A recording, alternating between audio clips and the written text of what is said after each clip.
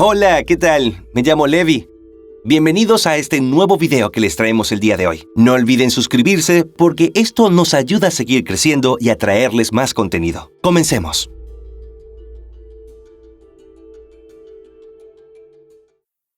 La historia de Blanche Monnier. Blanche Monnier nació el 1 de marzo de 1849 en la ciudad de Poitiers, en Francia, en el seno de una acomodada y respetada familia. Su padre, Charles-Émile Monnier, ocupaba un prestigioso puesto como decano de la Academia de Letras de la Universidad de Poitiers y era profesor de retórica. Su madre, Madame Louise Léonide, era una socialité de la época, que frecuentaba fiestas, galas benéficas y cócteles. El matrimonio, que pertenecía a la aristocracia local, practicaba el catolicismo y era declaradamente monárquico. Blanche también tenía un hermano un año mayor que ella, Marcel, que era reconocido por el clero francés, ya que daba clases en la iglesia de la ciudad. Como era usual en el siglo XIX, la reputación que tenían las familias, basada en su clase socioeconómica, era de gran importancia para establecer cualquier tipo de relación con otras personas. En este caso, el prestigio familiar era un asunto fundamental, en especial para la madre de Blanche, que, gracias a sus labores en la ciudad, recibió un premio del Comité de Buenas Acciones. Ya en la adolescencia, Blanche había comenzado a tener problemas y crisis nerviosas, además de desórdenes alimenticios. El carácter autoritario y dominante de su madre no ayudaba a darle paz mental a la jovencita. Blanche no solo manifestaba un comportamiento extraño, sino que mostraba una delgadez extrema que evidenciaba su anorexia. Su deseo era ser monja, pero cuando intentó entrar a un convento, le dijeron que primero tenía que subir de peso. Para complicar más sus problemas nerviosos, Blanche recibió uno de los golpes más duros de su vida, la muerte de su abuela en 1873. Ello desembocó en una serie de arranques de histeria que asustaban incluso a la servidumbre con la que convivía. Uno de los comportamientos más habituales de la joven era arrancarse la ropa y pasearse de esa manera por su casa. En 1874, el hermano de Blanche se casó con una mujer española de origen noble, y por su empleo, se mudó y vivió durante varios años en otras ciudades del país. Los problemas más graves comenzaron para Blanche cuando se enamoró de la persona equivocada ante los ojos de su familia. Aunque había tenido varios pretendientes, ella escogió a un abogado protestante y republicano que le llevaba 14 años.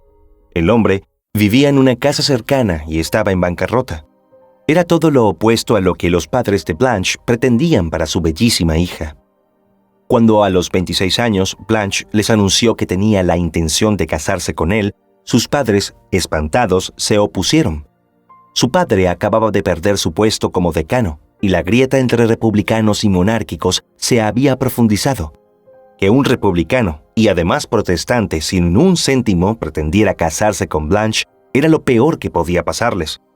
Pero Blanche insistió, a pesar de la desaprobación de la familia. También se cree, aunque no fue comprobado, que lo que habría desencadenado el desastre fue un embarazo clandestino de la pareja. El bebé de Blanche habría muerto al nacer o lo habrían asesinado recién nacido. Con Blanche deprimida, su madre decidió acabar con cualquier idea de sublevación encerrándola en un pequeño ático de la casa.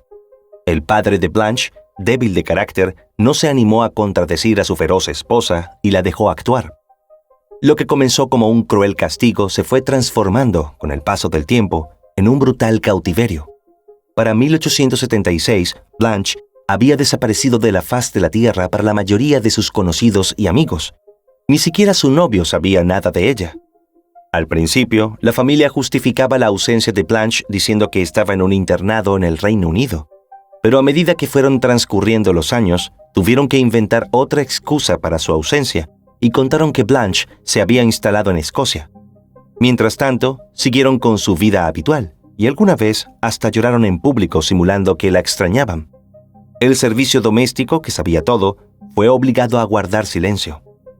La salud mental de Blanche, atrapada en su propia casa, se fue deteriorando más y más. Veía fantasmas, se quitaba la ropa, se negaba a comer. A la sombra de la existencia y bajo el mandato de su inflexible madre, Blanche se fue consumiendo a solas, hora tras hora. minuto tras minuto. La única persona con la que ella tenía una relación cordial era Marie Fassy, una criada de la casa, quien atendía a la joven en sus necesidades más básicas. El padre de Blanche murió en 1882, sin abrir la boca sobre lo que había ocurrido con su hija. Ya nadie preguntaba por ella, ya que creían que seguía en el extranjero. Aquel novio no aceptado falleció en 1885, sin saber qué pudo haber pasado con su querida Blanche. La situación en la casa familiar comenzó a ser mucho más tensa para Blanche, quien quedó a merced completamente de su exigente madre, con quien no mantenía una buena relación. En 1891, Marcel, el hermano de Blanche, volvió a la ciudad de Poitiers y se instaló en una casa situada enfrente de la de su madre viuda. Las discusiones sobre qué hacer con Blanche eran frecuentes, pero Marcel era un hombre lleno de manías y también un poco perturbado. En esas condiciones, su madre ganó siempre los enfrentamientos y decidió seguir escondiendo a Blanche.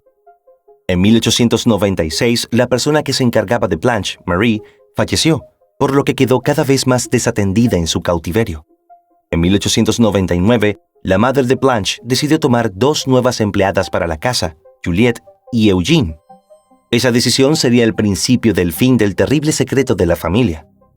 2 años después, en 1901, murió la encargada de la mansión de los Monier, Madame Renard, que había conducido con mano férrea la propiedad y a los empleados de la familia. Tras esto, se empezó a gestar el camino para la liberación de Blanche. Juliette, una de las nuevas empleadas de menor rango, se atrevió a hacer algo que no se habría permitido antes, bajo la inquisidora administración de Madame Renard. La mujer metía por las noches en su habitación a su amante, un teniente francés. Luego de una de esas veladas, Juliette le habría revelado al militar el oscuro secreto que se guardaba en el ático de la casa familiar. Era el 18 de mayo de 1901. 25 años después de que alguien en Poitiers hubiera visto en público por última vez a Blanche, el 23 de mayo de 1901, el fiscal general de París recibió una carta anónima que decía que en la casa de los Monier estaba encerrada una mujer, medio muerta de hambre y en un lecho putrefacto. A pesar que los Monier contaban con una excelente reputación, ese mismo día fueron enviados 3 agentes para verificar la información. Una empleada de la familia no pudo negarse a atenderlos, ya que los oficiales tenían una orden del procurador de París para revisar la elegante mansión. La empleada, luego de consultar a la dueña de casa, les respondió que Madame Louise, que contaba con 75 años, estaba en cama y tendrían que ir a hablar con Marcel, quien vivía en la propiedad de enfrente. Marcel tuvo que atender a los uniformados, quienes estaban dispuestos a hacer todo lo necesario para aclarar la horrible denuncia. Una vez que las autoridades entraron a la mansión, fueron chequeando una a una las habitaciones de la planta baja. Encontraron todo en perfectas condiciones. Decidieron seguir la búsqueda en la segunda planta. Subieron una gran escalinata y otra vez ingresaron a cada ambiente. No hallaron nada raro, pero sintieron un olor desagradable y decidieron seguirlo, hasta que se encontraron con una puerta de donde salía el hedor y que conducía a un ático que estaba cerrado con una gruesa cadena y un candado. Exigieron que fuera abierta o si no tendrían que llamar a un juez. De inmediato les abrieron y los agentes pudieron acceder a una habitación a oscuras y pestilente. Los agentes intentaron contener la respiración. Tenían ganas de vomitar. En la completa oscuridad, al fondo del desván y sobre un colchón apestoso, llegaron a distinguir la sombra de un esqueleto gris que latía desnudo. Los agentes rompieron las persianas que permanecían abajo y estaban bloqueadas con cadenas. Fue así como pudieron, finalmente, contemplar la escena, que parecía sacada de una pesadilla. En ella encontraron a una mujer mayor, profundamente demacrada, desnuda y apenas cubierta con una manta roñosa. Era Blanche. Blanche vio por primera vez la luz del sol en años, que se posó sobre la inmundicia y las ratas y cucarachas que corrieron a refugiarse. La mujer parecía sufrir una malnutrición extrema. Estaba tumbada, completamente desnuda, en un colchón podrido. La rodeaba una costra de excrementos y restos de comida. El aire de la habitación era tan irrespirable que a los agentes les resultó imposible seguir investigando. Blanche no podía comunicarse. Los 25 años encerrada, sin entablar diálogos con casi nadie, le habían dejado fuertes secuelas en su psiquis. Los policías intentaron hablar con ella, pero solo contestaba con gritos, mientras le intentaban poner ropa para llevarla a un hospital. Ella estaba aterrorizada ante el panorama de tantas personas en su habitación. Durante su largo cautiverio, solo había visto muy esporádicamente a su familia y a algunos sirvientes. Sin embargo, se cree que Blanche había querido escapar, porque uno de los paneles de su puerta mostraba rastros de haber sido reparado recientemente. A su vez, en las paredes de la habitación se podían leer diversas inscripciones, como «Libertad, libertad». Otro de los escritos decía «Hay un favorito en la casa y no soy yo». Es muy lamentable verse obligado a vivir y morir en un calabozo. También encontraron dibujos en las paredes, hechos con lápiz y tinta, de corazones traspasados con flechas y cruces, emblemas del sufrimiento. Blanche fue enviada en ambulancia al Hotel Dieu, donde fue atendida por unas religiosas. Después de tanto encierro, tenía desmoronados tanto el cuerpo como el alma. Mientras la trasladaban, mencionó que era maravilloso oler el aire fresco. Al llegar a la institución, lo primero que hicieron fue pesarla. Con horror, descubrieron que la balanza no llegaba a marcar ni 25 kilos, y estaba tan debilitada que no podía sostenerse parada sola. El cabello de Blanche no había sido cortado durante todo su encierro, y debido a la suciedad, se encontraba endurecido. Las uñas tampoco habían sido cortadas y sus manos parecían garras. Su cuerpo estaba cubierto de una costra formada por suciedad y tenía bichos por todos lados. El abandono era tal que tenía gusanos que medían más de 4 centímetros de largo, piojos y cucarachas caminando en el cuerpo. Algo que también llamó la atención de todos era que en su piel no había rasgos de heridas ni contusiones.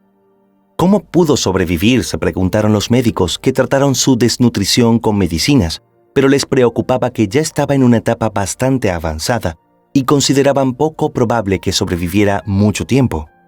El encierro había dejado muchas secuelas en su salud mental y también en su cuerpo. Al día siguiente del hallazgo, llegó el escarnio público. Los vecinos de los Monnier, aquellos que habían sabido respetar a la familia, increparon en la calle a la madre de Blanche cuando los agentes fueron a detenerla. La aristócrata viuda, impecable con su bata a cuadros blancos y negros, fue arrestada junto a su hijo. Ella terminó confesando que, preocupada porque su hija se había relacionado con un hombre fracasado que ensuciaría el honor de la familia, habían decidido encerrarla hasta que ella les asegurara que lo iba a rechazar. Pero dijo que luego las cosas se prolongaron en el tiempo. Como excusa para el largo cautiverio, sostuvo que su hija se negaba a salir de la habitación, que su salud mental había empeorado luego de una fiebre muy severa y que Blanche se negaba a comer y a vestirse. Pero la madre de Blanche no llegó a pagar por el grave daño que le causó a su hija.